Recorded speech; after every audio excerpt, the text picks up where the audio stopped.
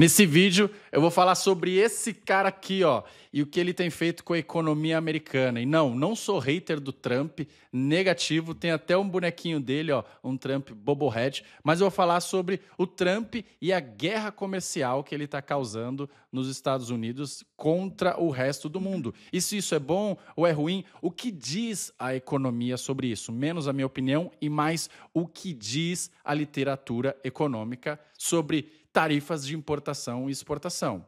É o seguinte, se tem um consenso robusto na literatura de comércio internacional, tá? Eu sou economista e a minha tese, a minha monografia na graduação foi sobre comércio internacional, então eu estudo bastante esse tema. Se tem um consenso, ele é o seguinte, as tarifas são sim uma distorção econômica ineficiente, cujos custos superam em muito os benefícios. E ainda assim, o Donald Trump, na tentativa de consolidar sua base eleitoral e, paradoxalmente, alegando querer fortalecer a economia americana, ele insiste em um programa tarifário que, se implementado em larga escala, pode impor um custo econômico significativo para os próprios Estados Unidos e também, claro, para o resto do mundo.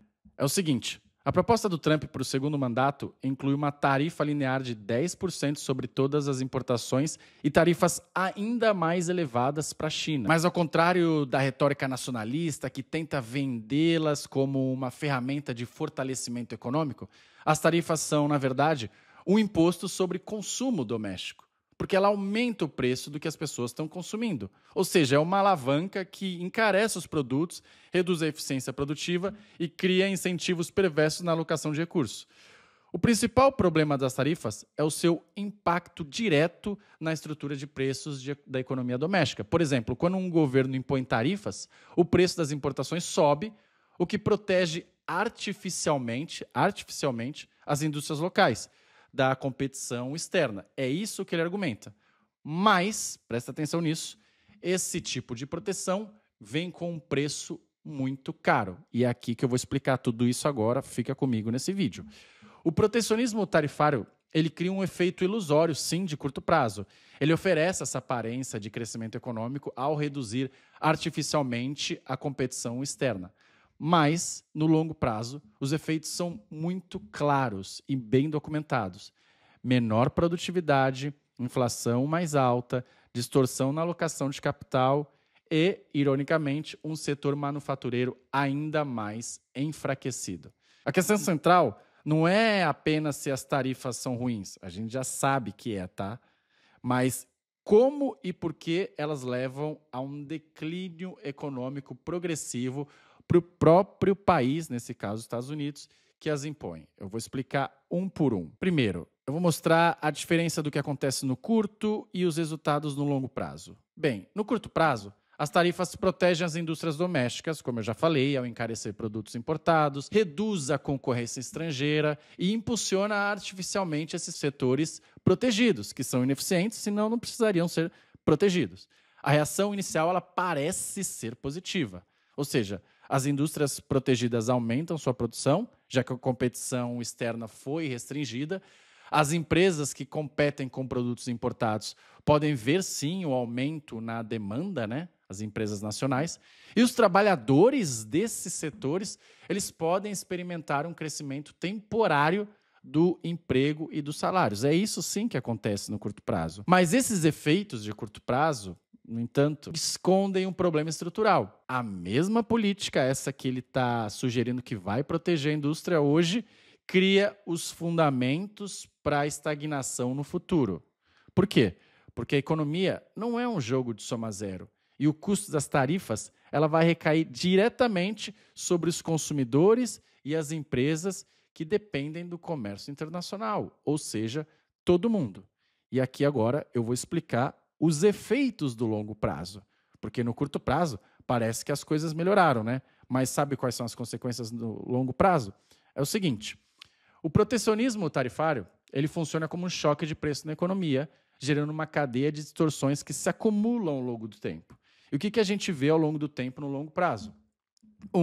Os preços mais altos para consumidores e empresas, ou seja, toda tarifa ela é essencialmente um imposto sobre bens importados e quando o custo das importações sobe, As empresas que dependem desses insumos especificamente veem sua estrutura de custos ser pressionada. Isso se chama pass-through effect, né? E foi documentado aí num artigo de 1995. Segundo, o aumento dos preços finais ao consumidor, ou seja, os bens importados, desde eletrodomésticos a veículos, ficam mais caros. É isso que acontece no longo prazo. Terceiro, o aumento do custo de produção para a indústria doméstica. Fábricas que dependem de insumos estrangeiros, por exemplo, elas vão sofrer um choque de custo e aí vai reduzir a sua competitividade, porque agora todos os insumos estão mais caros. Então, você precisa aumentar o preço final para manter a lucratividade ou para ter lucro, e daí isso diminui a sua competitividade.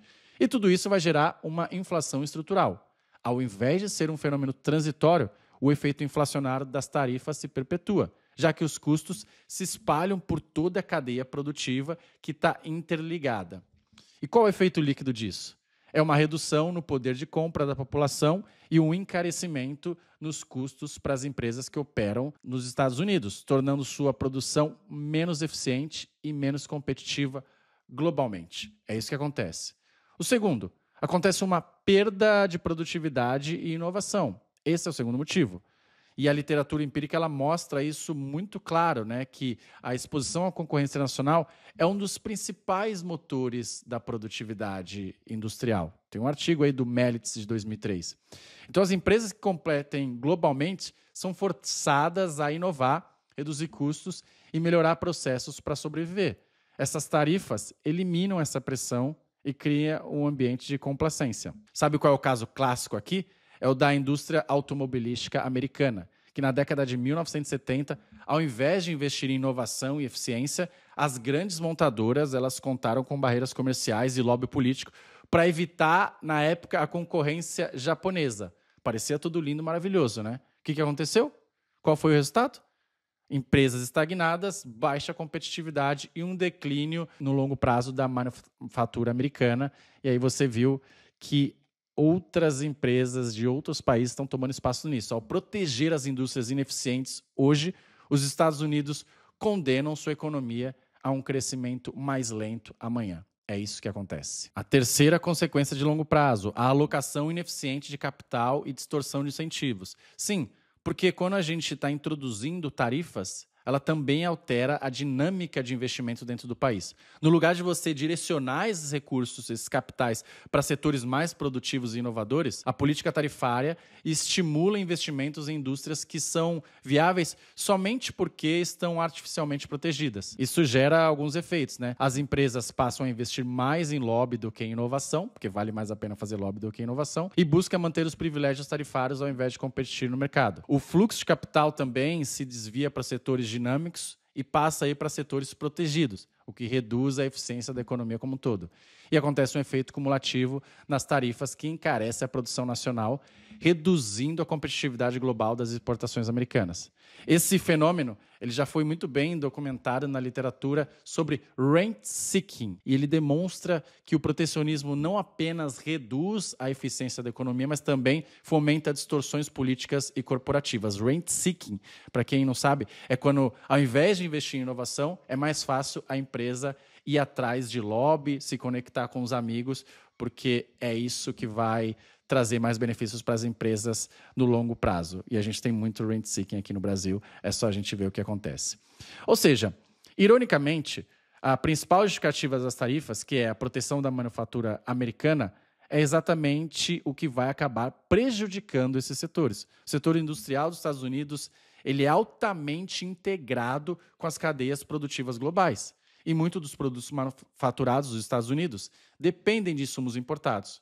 E ao encarecer todos esses insumos através dessas tarifas, o que vai acontecer vai ser você vai ter aumento dos custos para as fábricas americanas, o que vai reduzir a competitividade. Outras empresas vão buscar alternativas fora dos Estados Unidos, levando uma realocação de investimentos, e vai criar um efeito dominó em que os setores que deveriam se fortalecer acabam perdendo espaço no mercado global, porque agora estão menos competitivos, porque tudo que eles importam também está mais caro. Ou seja, o protecionismo não fortalece a manufatura, ele a torna obsoleta. Então, aqui fica claro que a análise econômica mostra que as tarifas podem oferecer alguns ganhos, sim, no curto prazo, mas apenas às custas de uma economia mais fraca no longo prazo. No início, os efeitos parecem positivos, né? Empregos são criados em setores protegidos, há um impulso na produção doméstica e os políticos que impõem essas tarifas colhem os seus louros eleitorais nos ciclos curtos de 4 anos. Mas no longo prazo, com o tempo, a inflação começa a corroer todos esses ganhos. As empresas que dependem de insumos importados ficam menos competitivas e o crescimento desacelera. Eventualmente, a economia como um todo sofre. O protecionismo reduz os investimentos produtivos, gera baixa produtividade e prejudica as próprias indústrias que obrigava a proteger. A grande ironia das tarifas do Trump é que, ao tentar salvar os empregos industriais, vai acabar prejudicando o próprio setor manufatureiro americano. E aí tem diversas pesquisas que mostram os benefícios do comércio internacional, tá?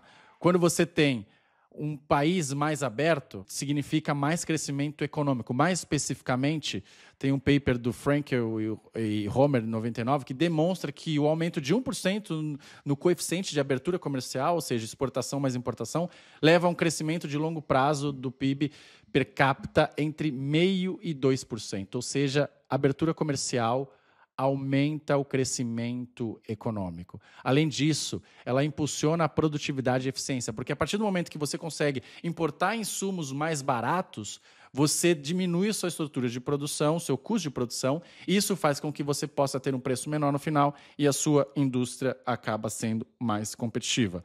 Ou seja, a abertura comercial não apenas estimula o crescimento, mas também melhora a eficiência produtiva. É isso que acontece quando a gente tem abertura comercial. Ela vai reduzir os preços e aumentar o poder de compra dos trabalhadores. E, além disso, ela vai gerar mais inovação, porque agora você pode importar mais produtos, você vai ter produtos de ponta e você vai inovar e você vai ter mais aumento de produtividade. Ou seja, as tarifas são um atalho político. É muito mais uma ferramenta de curto prazo que cria mais problemas do que resolve.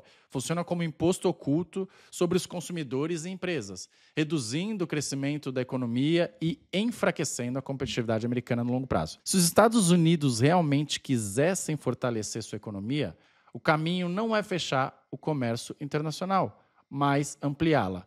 O futuro da manufatura americana depende da inovação, eficiência e integração global, e não de barreiras, protecionismo, que apenas atrasam o inevitável. Se vocês acham que isso está acontecendo nos Estados Unidos, imagina aqui no Brasil. O Brasil é a economia mais fechada do mundo aí, quando você soma importação mais exportação como porcentagem do PIB. O protecionismo é, na verdade, um veneno de ação lenta. No início parece fortalecer a economia, mas com o tempo corrói a sua base produtiva e torna o país mais fraco. E a conta, como sempre, cai no colo dos consumidores e das empresas que produzem riqueza de verdade. Eu sou o Léo Siqueira, formado em Economia pela Fundação Getúlio Vargas, tenho mestrado em Economia, estou terminando meu doutorado em Economia, minha tese, minha monografia da graduação foi em Comércio Internacional e nesse canal aqui eu sempre faço isso. Deixo um tema aqui que está todo mundo falando e explico do ponto de vista acadêmico com dados, evidências e pesquisas. Se você gostou desse vídeo, envia para o seu amigo, se inscreve no canal e comenta aqui se você acha que eu estou falando besteira e até o próximo vídeo. Tamo junto.